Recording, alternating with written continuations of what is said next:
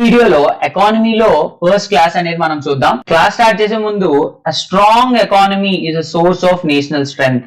Economy యొక్క importance చాలా ఉంటది. Either it is state governments or national governments or international governments ఏవైతే ఉన్నాయో అన్నిటిలోని ఎకానమీ యొక్క వాల్యూ అనేది చాలా ఎక్కువగా ఉంటుంది అనమాట. సో ఎకానమీలో ఫస్ట్ క్లాస్ మనం ఏదైతే ఏపీపీఎస్సీ టీఎస్పీఎస్సీకి సంబంధించి క్లాసెస్ చెప్పుకుంటున్నామో ఈ క్లాసెస్ లో ఫస్ట్ క్లాస్ అనేది మనం స్టార్ట్ చేద్దాం. ఎకానమీకి సంబంధించి కంప్లీట్ ఎకానమీ అనేది 8 పిల్లర్స్ లో మీకు నేను టీచ్ చేయడం జరుగుతుంది. ఫస్ట్ పిల్లర్ వచ్చేసి money, banking, finance and insurance. Money అంటే ఎవల్యూషన్ ఆఫ్ మనీ ఎలా అయింది, బ్యాంకింగ్ సిస్టమ్ లో ఏమేమి ఉంటాయి, financial inclusion and public finance ఏంటి, ఇన్సూరెన్స్, ఈ 4 టాపిక్స్ కూడా ఈ పిల్లర్ లో కవర్ చేయడం జరుగుతుంది. తర్వాత budget, state budget and central budget, ఈ రెండు కూడా దృష్టిలో పెట్టుకొని మీకు ఈ క్లాసెస్ చెప్పడం జరుగుతుంది. International economy related balance of payments, balance of trade, ఇలాంటి కాన్సెప్ట్స్ అన్ని కూడా మీకు ఎక్స్ప్లెయిన్ చేస్తారు. తర్వాత సెక్టర్స్ ఆఫ్ ఎకానమీ, ఎకానమీలో ఏ సెక్టర్స్ ఉన్నాయి, వాటి యొక్క వాల్యూ ఎంత, ఇవన్నీ కూడా మనం డిస్కస్ చేసుకుందాం. తర్వాత infrastructure, this plays a major role in your main section. Infrastructure అనేది ఏంటి, కొత్త ప్రాజెక్ట్స్ ఏంటి, మన స్టేట్ ప్రాజెక్ట్స్ ఏంటి, సెంట్రల్ లో ప్రాజెక్ట్స్ ఏంటి, ఇవన్నీ కూడా మనం చూద్దాం. HRD, human resource development. And 7th pillar వచ్చేసి AP and Telangana state economy. AP economy వేరేగా అండ్ తెలంగాణ ఎకానమీ వేరేగా మీకు టీచ్ చేయడం జరుగుతుంది. ఇండివిజువల్ గా ఏ కోర్స్ తీసుకుంటే ఆ కోర్స్ రిలేటెడ్. అండ్ ఏపీ గానీ అండ్ తెలంగాణ గానీ ఏ కోర్స్ మీరు తీసుకుంటే ఆ course related socio economic survey అనేది కూడా కవర్ చేయడం జరుగుతుంది. These are the 8 pillars of our economy. Our classes will go this way. మన క్లాసెస్ అన్ని ఇలా నడుస్తాయి. ఫస్ట్ ఇండియన్ ఎకానమీ మొత్తం కంప్లీట్ చేసుకుంటాం. కంప్లీట్ చేసుకున్న తర్వాత రీజనల్ ఎకానమీ, ఏదైతే ఆంధ్రప్రదేశ్ లేదా తెలంగాణ ఎకానమీ ఉందో దానికి మనం వద్దాం. సో మన ఫస్ట్ పిల్లర్ వచ్చేసి ఏమనుకున్నాం, money, banking, finance and insurance కదా. సో ఈ money, banking, finance and insurance లో మళ్ళీ సబ్ టాపిక్స్ ఉన్నాయి. ఇక్కడ చూసారా, మనీ ఏదైతే ఉందో దానికోసం డిస్కస్ చేద్దాం. తర్వాత బ్యాంకింగ్, తర్వాత ఫైనాన్స్, తర్వాత ఇన్సూరెన్స్, ఈ 4 కూడా మనం కంప్లీట్ గా డిస్కస్ చేద్దాం ఈ పిల్లర్ లో. ఇందులో డిఫరెంట్ సబ్ టాపిక్స్ ఉన్నాయి. ఇక్కడ A1 వచ్చేసి, A1 సబ్ టాపిక్ ఏంటంటే మనీ. మనీ ఎలా ఎవాల్వ్ అయింది, బార్టర్ సిస్టమ్ నుంచి, అంటే ఏదైతే మనం వస్తు మార్పిడి పద్ధతి ఉండేదో ఆ సిస్టమ్ నుంచి ఇప్పుడు బిట్ కాయిన్ వరకు కూడా మనీ ఎలా ఎవాల్వ్ అయింది అనేది చూద్దాం. ఇందులోనే భీమ్, యూపీఐ ఇవన్నీ కూడా కవర్ చేసుకుందాం. తర్వాత A2 వచ్చేసి మనకి ఆర్బీఐ మానిటరీ పాలసీ కోసం తెలుసుకుందాం. మానిటరీ పాలసీ ఏంటి, ఎవరు ఫ్రేమ్ చేస్తారు, ఎలా ఫ్రేమ్ చేస్తారు అనేది కంప్లీట్ డీటెయిల్స్ తెలుసుకుందాం. తర్వాత CRR, SLR, repo rate, reverse repo rate and priority sector lending, ఇవన్నీ కూడా మనం చూద్దాం. తర్వాత B1 అంటే ఇది ఒక సబ్ టాపిక్ అన్నమాట మనకి. బ్యాంక్స్ ఎన్ని రకాలు, ఎన్ని టైప్స్ ఆఫ్ బ్యాంక్స్ ఉన్నాయి, తర్వాత ఎన్బిఎఫ్సిస్ ఏంటి, నాన్ బ్యాంకింగ్ ఫైనాన్షియల్ కంపెనీస్, అవేంటో కూడా తెలుసుకుందాం. తర్వాత ఈ B1 లోనే you have current issues, sorry this is B2 actually. B2 లో కరెంట్ ఇష్యూస్, బ్యాంకింగ్ సెక్టర్ లో హాట్ టాపిక్స్ ఏవైతే నడుస్తున్నాయో, కరెంట్ ఇష్యూస్ ఏవైతే, బర్నింగ్ ఇష్యూస్ ఏవైతే నడుస్తున్నాయో ఆ అన్నిటి కోసం తెలుసుకుందాం. ఎన్పిఏ అంటే non performing assets, prompt corrective action, insolvency, bankruptcy code and Basel norms, ఇవన్నిటిని కూడా ఇన్ డీటెయిల్డ్ గా మన ఎగ్జామ్ కి ఏం కావాలో అది మాత్రమే తెలుసుకుందాం. అండ్ ఈ సి లో వచ్చేసి సెబీ షేర్ మార్కెట్ కోసం కంప్లీట్ డీటెయిల్స్ అనేవి మనం తెలుసుకుందాం.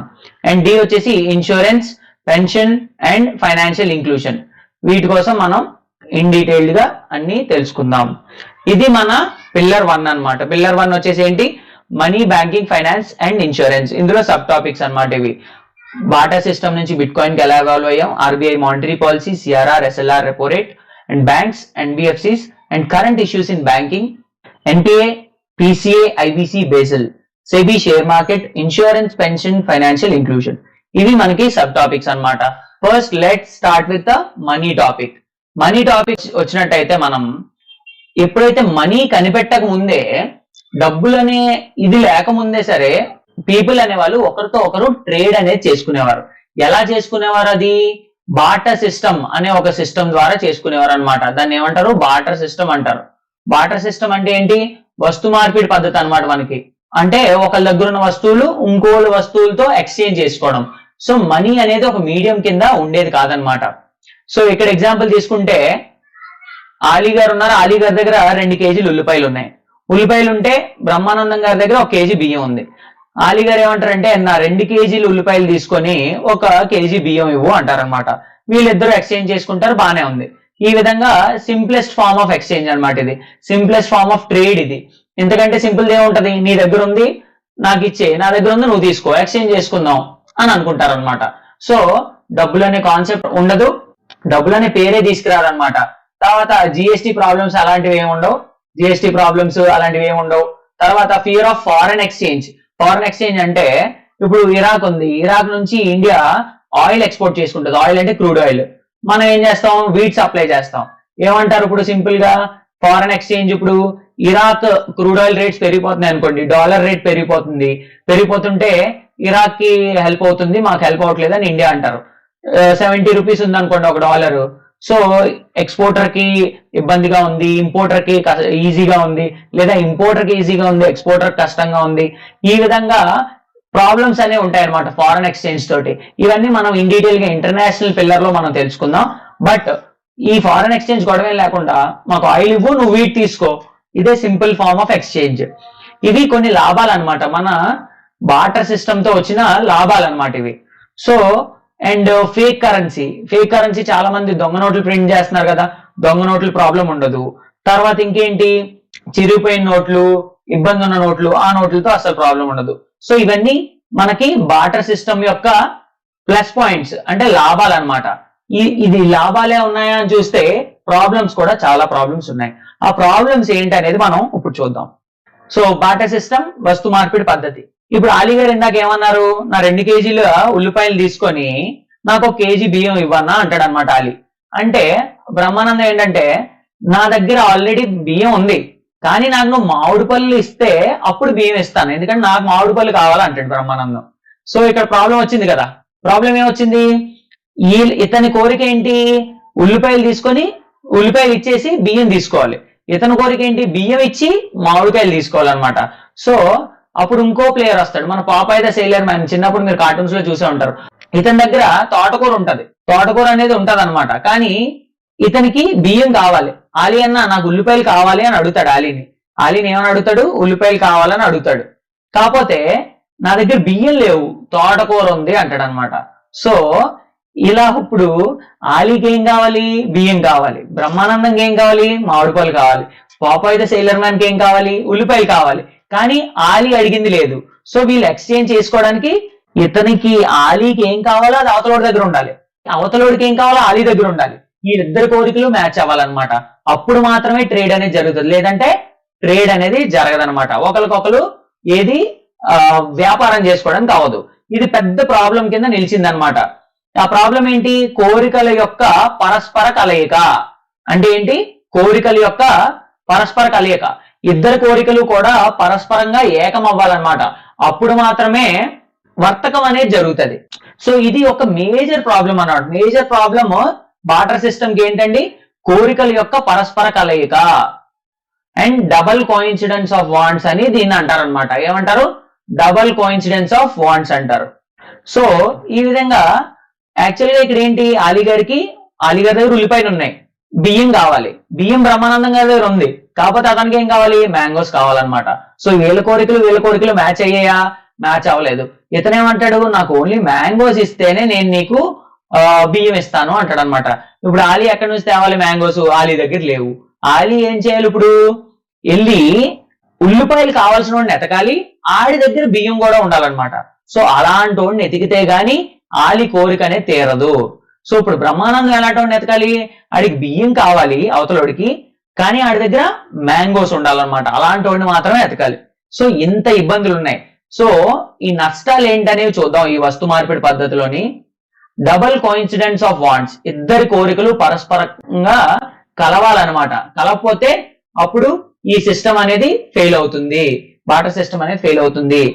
తర్వాత high search cost, transaction cost ఎక్కువ అన్నమాట. 10 చోట్లకి తిరగాలి, వెతకాలి. ఇప్పుడు ఆలీ ఉన్నాడు, బాబు నీకు ఉల్లిపాయలు కావాలా, బాబు నీకు ఉల్లిపాయలు కావాలా అని 10 మంది బియ్యం ఉన్నోడిని అడగాలి. ఓ 10 మంది ఉన్నారనుకోండి, వాళ్ళకి బియ్యం ఉంటది వాళ్ళ దగ్గర. కానీ ఆ 10 మందిలో ఎవరికి ఉల్లిపాయలు కావాలో వీళ్ళు అడుక్కోవాలన్నమాట. వెళ్ళి నీకు ఉల్లిపాయలు కావాలా, నీకు ఉల్లిపాయలు కావాలా, నీకు ఉల్లిపాయలు కావాలా అని అడగాలి. బ్రహ్మానందం ఏమన్నా అడగాలి, మామిడి పళ్ళు ఉన్నోళ్ళ దగ్గరికి వెళ్ళి నీకు బియ్యం కావాలా, బియ్యం కావాలా అని అడగాలన్నమాట. 10 చోట్ల తిరిగి వీడికి వాడికి అడగాలన్నమాట. కరెన్సీ సిస్టమ్ లో ఈ ప్రాబ్లం ఉండదు. కరెన్సీ సిస్టమ్ లో ఏంటి ప్రాబ్లమ్, అలీ దగ్గర ఉల్లిపాయలు ఉన్నాయి, ఈ ఉల్లిపాయలు తీసుకెళ్లి మార్కెట్ లో అమ్మేస్తాడు, డబ్బులు వస్తాయి, ఆ డబ్బులతో మళ్ళీ బియ్యాన్ని కొనుక్కుంటాడు. That's it, very simple with the currency system అనమాట, మనీ సిస్టమ్. సో ఇక్కడ బాటర్ సిస్టమ్ లో ప్రాబ్లమ్స్ కదా మనం చూస్తున్నాం. హై సర్చ్ కాస్ట్ ఉంది, అంటే వెతకడానికి చాలా కాస్ట్ ఎక్కువైపోతుంది అనమాట. సపోజ్ అలీ వెతకడానికి వెళ్ళాడు, దేని మీద వెళ్తాడు, బైకో స్కూటీయో లేదంటే ఒక రిక్షా ఆటో వెళ్తాడు. ఆటో వాడు ఏమంటాడు, ప్రతి కిలోమీటర్ నేను తిప్పడానికి నాకు ఉల్లిపాయ ఇచ్చి అంటాడు. ఉన్నవే 2 కేజీలు ఉల్లిపాయలు, ఓ 10 కిలోమీటర్లు తిరిగితే 10 ఉల్లిపాయలు పోతాయి, కేజీన్నర పోతుంది, అర కేజీ ఉల్లిపాయలు ఉంటాయి. ఏం అమ్ముతాడు, బియ్యం ఏం పట్టుకెళ్తాడు. సో సర్చ్ కాస్ట్ అనేది చాలా ఎక్కువ అనమాట. Storage of perishable goods, perishable goods అంటే పాడైపోయే వస్తువులు ఏముంటాయో వాటి నిల్వ అనేది సాధ్యం కాదనమాట. ఈ ఉల్లిపాయల ప్లేస్ లో ఉల్లిపాయలు కొంచెం ఎక్కువ నిల్వ ఉంటాయి పర్లేదు, ఉల్లిపాయలు కూడా పాడైపోతుంటాయి. ఇదే ప్లేస్ లో టమాటాలు ఉన్నాయి అనుకోండి, టమాటాలు ఏమవుతుంది, టమాటాలు వెంటనే పాడైపోతాయి కదా. ఈడు మొత్తం అంతా ఎత్తుక్కొని తిప్పే లోపు టమాటాలన్నీ పాడైపోతాయి. సో ఈ విధంగా మనకి ఈ 3 ఇంపార్టెంట్ ప్రాబ్లమ్స్ అనేవి ఉన్నాయి. ఏ సిస్టమ్ తో, బాటర్ సిస్టమ్ తో అనమాట. బాటర్ సిస్టమ్ తో ఈ అన్ని ప్రాబ్లమ్స్ కూడా మనకి ఉన్నాయి. Double coincidence of wands, search cost అనేది చాలా ఎక్కువ, స్టోరేజ్ ఆఫ్ పెరిషబుల్ గుడ్స్ అనేది మనం నిల్వ అనేది చేయలేము అనమాట. ఎక్కువ మోతాదులో ఆ నిల్వ అనేది చేయలేము. లాస్ ఆఫ్ వాల్యూ, ఇంకా కోల్పోయినట్టే ఆడు. ఇప్పుడు టమాటాలు ఉన్నాయి, 10 రోజులు తిప్పాడు, కుళ్ళిపోయి పోతాయి, ఇంకా జీరో అయిపోయినట్టే. సో ఈ విధంగా బాటర్ సిస్టమ్ తో చాలా ఇబ్బందులు కూడా ఉన్నాయన్నమాట. ఆ ఇబ్బందులు కూడా మనం ఇప్పుడు డిస్కస్ చేసాం. ఈ డబుల్ కోఇన్సిడెన్స్ ఆఫ్ వాంట్స్ వల్ల అసలు వ్యాపారం అనేదే జరగదన్నమాట. ఈ ప్రాబ్లమ్స్ అన్నిటికీ సొల్యూషన్ గా మనం ఏం చేసుకున్నాం, మనీ అనేది కనిపెట్టుకున్నాం అనమాట. సో దీని merits, demerits, pros and cons అనేవి చూసాం. ఇప్పుడు ఒక్కసారి మనీ సిస్టమ్ చూద్దాం. మనీ సిస్టమ్ కి బాటర్ సిస్టమ్ కి ఉన్న డిఫరెన్సెస్ ఏంటి, ప్రాబ్లమ్స్, సొల్యూషన్స్, మనీ సిస్టమ్ ఏ సొల్యూషన్స్ ఇచ్చింది అనే చూద్దాం. మనీ సిస్టమ్ లో ఏంటంటే, మనీ సిస్టమ్ స్పెషలైజేషన్ ని ఎంకరేజ్ చేస్తుంది. స్పెషలైజేషన్ అంటే ఏంటో చూద్దాం. అండ్ డివిజన్ ఆఫ్ లేబర్ ని ఎంకరేజ్ చేస్తుంది అనమాట. సపోజ్ ఇక్కడ ఒక రైతు ఉన్నాడు, రైతు ఏం చేస్తాడు, రైతు మనకి బియ్యాన్ని పండిస్తాడు. ఒక ఇంజనీర్ ఉన్నాడు, మెకానికల్ ఇంజనీర్, ఏం తయారు చేస్తాడు, కార్లు తయారు చేస్తాడు. ఒక కాల్ సెంటర్ లో పనిచేసే అమ్మాయి ఉంది, ఏం చేస్తుంది, కాల్ సెంటర్ లో సర్వీస్ ఇస్తుంది.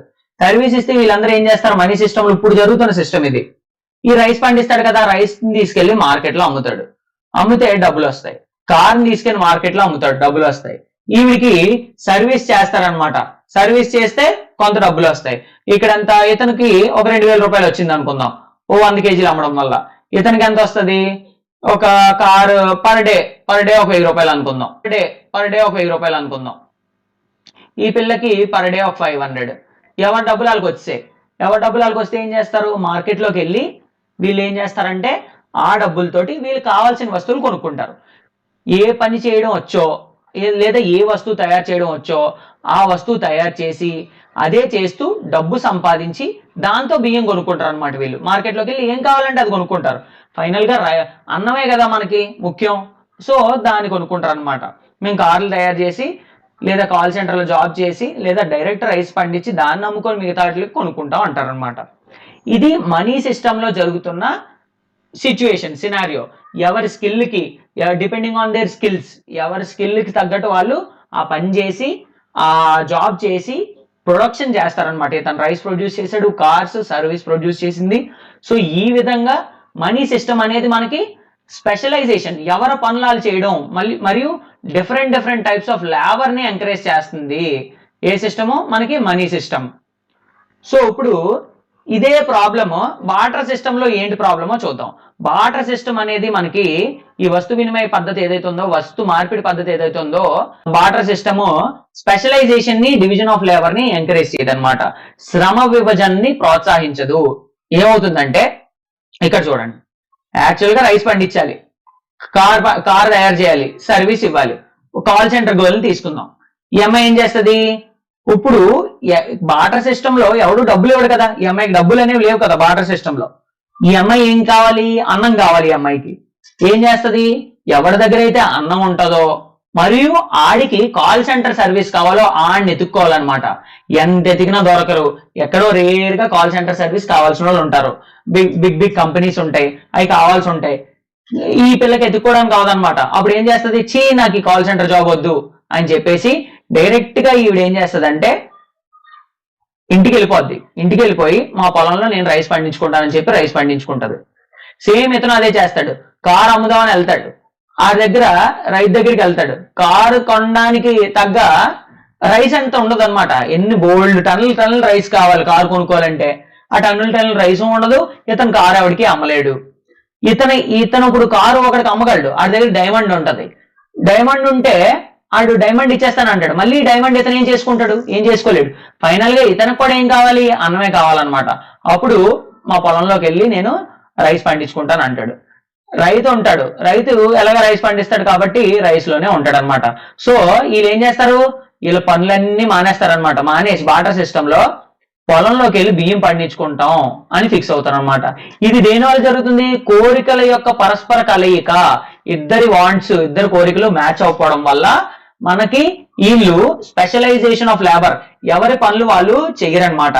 ఎవరు కూడా ప్రొడక్షన్ అనేది చేయరు, పెద్ద ఎకానమీని నిలబెట్టరు, ఎవరి పనులు వాళ్ళు చేయరు. అందరూ కూడా అన్నాన్ని పండించుకోవడానికి లేదంటే ఎసెన్షియల్ కమోడిటీస్, అవసర వస్తువులు ఏవైతే ఉంటాయో వాటిని పండించుకోవడానికి వెళ్ళిపోతారు అనమాట. అవసరమైనవి ఏవైతే ఉన్నాయో వాటిని పండించుకోవడానికి వెళ్ళిపోతారు. అండ్ ఎకానమీ అనేది స్కేల్ అప్ అవ్వదు. సో ఈ విధంగా బార్టర్ సిస్టమ్ కి మరియు మనీ సిస్టమ్ కి యొక్క డిఫరెన్సెస్ అనేవి మనం చూసాం. ఏ సిస్టమ్ మీకు స్పెషలైజేషన్ ఎంకరేజ్ చేస్తుంది, మనీ సిస్టమ్. ఏ సిస్టమ్ అసలు ఎంకరేజ్ చేయదు అంటే బార్టర్ సిస్టమ్, మనీ స్పెషలైజేషన్ మరియు డివిజన్ ఆఫ్ లేబర్ ని ఎంకరేజ్ చేయదు అనమాట. బార్టర్ సిస్టమ్ లో ఇంకో ప్రాబ్లం ఉంది, ద ప్రాబ్లమ్ ఆఫ్ ఫంజిబిలిటీ. ఫంజిబిలిటీ అంటే ఏంటి, ఏదైనా వస్తువు ఫంజిబుల్ అవ్వాలంటే అది విభజన చేయగలగాలి, పరస్పరం ప్రత్యామ్నాయం చేయగలగాలన్నమాట. దాన్ని అంటే ఒక మ్యూచువల్ సబ్స్టిట్యూషన్ అనేది పాసిబుల్ అవ్వాలి. ఒక ఐటెం తీసుకున్నాం, దానిని విభజన చేయగలగాలి అంటే డివైడ్ చేయగలగాలి. ప్లస్ ఈ మొక్కలు ఏవైతే ఉన్నాయో ఈ మొక్కలు ఒకదానికొకటి సబ్స్టిట్యూట్ లా పనిచేయాలన్నమాట. సో అప్పుడు ఏదైనా ఐటెం ఫంజిబుల్ అవుతుంది.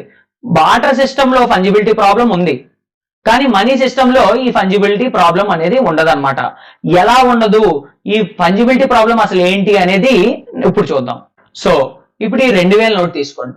2000 నోట్ ఏదైతే ఉందో ఈ 2000 నోట్ తోటి, 2000 నోట్ల కట్టలతోటి ఒక ఆవును కొనుక్కుందాం అనుకుంటున్నారు. మీరు ఏంటి, ఒక ఆవును కొనుక్కుందాం అనుకుంటున్నారు. కొనుక్కుంటే ఒక ఆవు యొక్క ఖరీదు ఎంత, 5 లక్షలు. ఓకే, 5 లక్షలు ఆవు యొక్క ఖరీదు అనమాట. 2000 నోట్ల కట్టలు 5 లక్షలకు సమానమైన తీసుకెళ్లి వ్యాపారి దగ్గరికి వెళ్ళి నాకు ఆవు కావాలంటే ఇస్తాడా, ఇవ్వడా? ఈ నోట్లతో మనం కొనుక్కోవచ్చో కొనుక్కోలేమా? Well and good, కొనుక్కోగలం.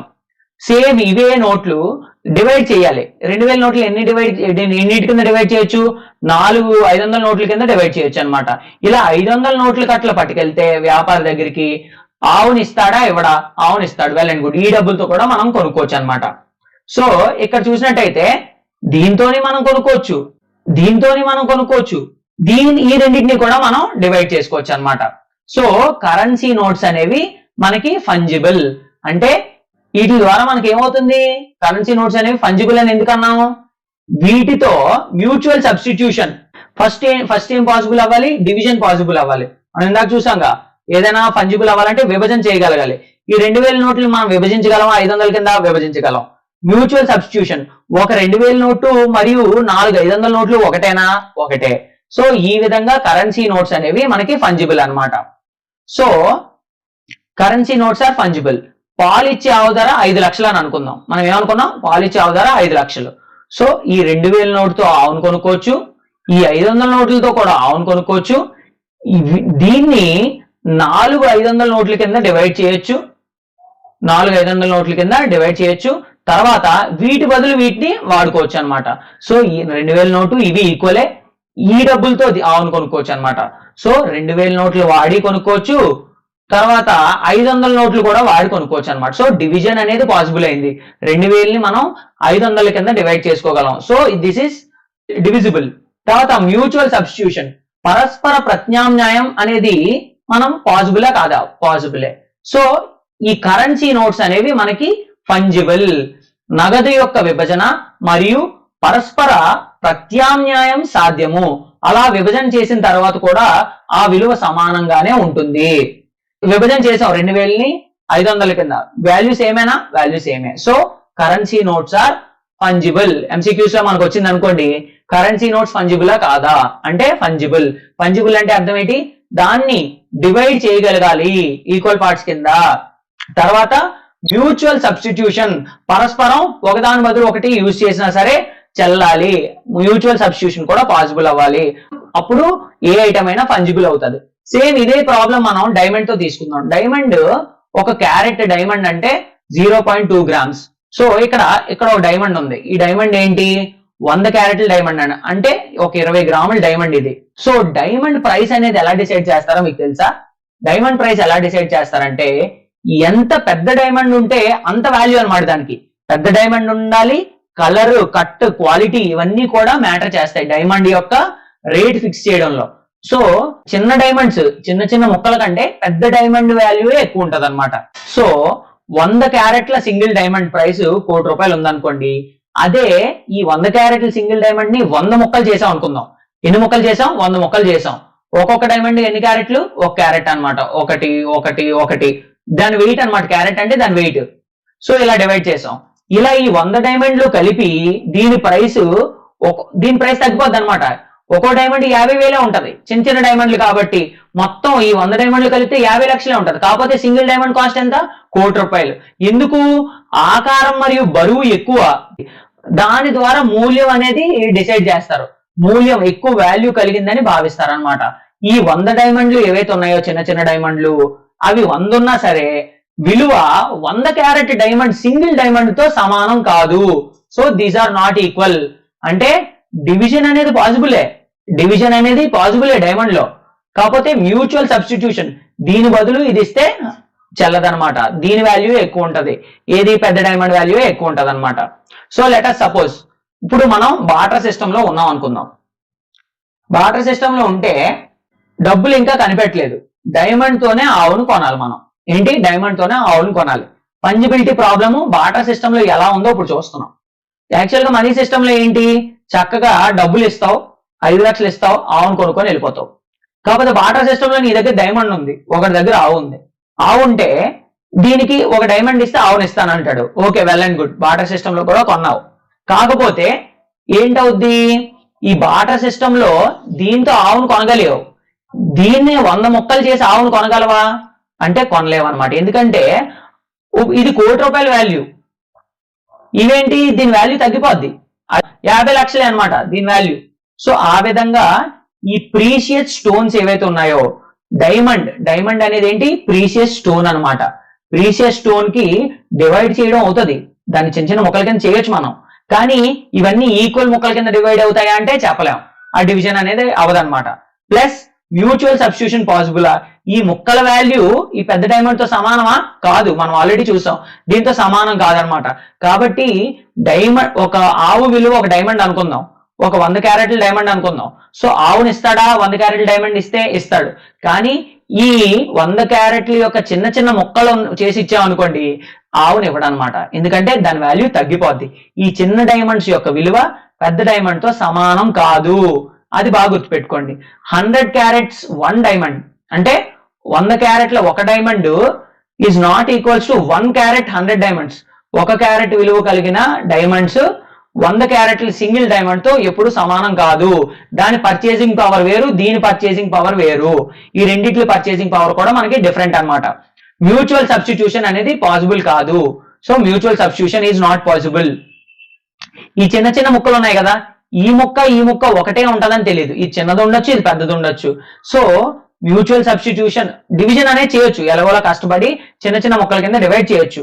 బట్ దీని మ్యూచువల్ సబ్స్టిట్యూషన్ పాసిబుల్ అంటే that is not possible. So diamond is not fungible. Fungible అంటే ఏంటి, విభజన అవ్వాలి, పరస్పర ప్రత్యామ్నాయం కూడా అవ్వాలన్నమాట. ఒక ఐటమ్ ఫంజిబుల్ అవ్వాలంటే డివిజన్ అవ్వాలి, మ్యూచువల్ సబ్స్టిట్యూషన్ కూడా పాసిబుల్ అవ్వాలి. సో డైమండ్ కి ఏం సాధ్యం కాదు, మ్యూచువల్ సబ్స్టిట్యూషన్ అనేది పాసిబుల్ కాదనమాట. అంటే ఈ చిన్న ముక్కల బదులు ఈ పెద్ద ముక్క ఈ పెద్ద ముక్క బదులు చిన్న ముక్కలు రీప్లేస్ చేయలేవు అనమాట. So that is why diamond is not fungible. Diamond అనే కాదు, ప్రీషియస్ స్టోన్ ఏదైనా సరే, ఏదైనా ప్రీషియస్ వాల్యుబుల్ స్టోన్స్ ఉంటాయి కదా, ఆ స్టోన్స్ అనేవి ఎప్పటికీ ఫంజిబుల్ కావు. కరెన్సీ నోట్స్ ఫంజిబుల్ అంటే currency notes are fungible. So you have a simple question, which of the following items are fungible? Currency notes ఫంజిబులా కాదా? గోల్డ్ బార్స్ ఫంజిబులా కాదా? ఈ రెండు మనకి క్వశ్చన్ అన్నమాట. గోల్డ్ బార్స్ కోసం మనం చూడలేదు కదా, ఒకసారి గెస్ చేయండి. కరెన్సీ నోట్స్ గోల్డ్ బార్స్ ఫంజిబులా కాదా అనేది. ఓ 5 seconds టైం ఇస్తాను. So you have your options. Option only 1 only 2 1 and 2 neither 1 or 2 skip ఏంటో చెప్పండి. సో ఇక్కడ మీరు చూసుకున్నట్టయితే ఆల్రెడీ మనం చూసాం కరెన్సీ నోట్స్ అనేవి ఫంజిబులే అని మనం చూసాం. సో 1 అనేది కరెక్ట్ గా ఆప్షన్స్ లో కన్ఫర్మ్ గా ఉండాలి. సో ఇందులో 1 లేదు కదా, so this is eliminated, this is eliminated. So ఈ రెండిట్లో ఏదో ఒకటి ఆన్సర్ అవ్వాలి. సో 2 ఉంటుందా ఉండదా? గోల్డ్ బార్స్ అనేవి ఫంజిబులా కాదా అనేది ఇప్పుడు ఒకసారి చూద్దాం. కరెన్సీ నోట్స్ ఆల్రెడీ ఫంజిబులే కదా, మనం ఇక్కడ చూసాం కదా. ఈ 2000 ఈ 500, 2000 బదులు 500 ఇచ్చినా ఇస్తారు, 500 బదులు 2000 ఇచ్చినా ఇస్తారు. ఈ రెండింటితో కూడా విడిగా కొనుక్కోవచ్చు. 2000 ని మనం మ్యూచువల్ గా డివైడ్ కూడా చేయొచ్చు అనమాట. So currency notes are fungible. Gold bars అనే ఫంజిబుల్ కాదా చూద్దాం. ఇక్కడ చూసినట్టయితే ఒక కౌ వాల్యూ 250 గ్రాములు గోల్డ్ అనుకుందాం. 250 గ్రాములు గోల్డ్ ఇస్తే ఒక కౌ ఇస్తాడు నీకు. సో ఇదే 250 గ్రాములు ఒక 10 బార్లు 10 ముక్కల కింద డివైడ్ చేశాను, అప్పుడు ఇస్తాడా ఇవ్వడా? ఇస్తాడు. ఎందుకంటే ఇందులో కలర్ కట్ ఇవి డైమండ్ లాగా ఉండదు అనమాట, స్టోన్ లాగా కాదు.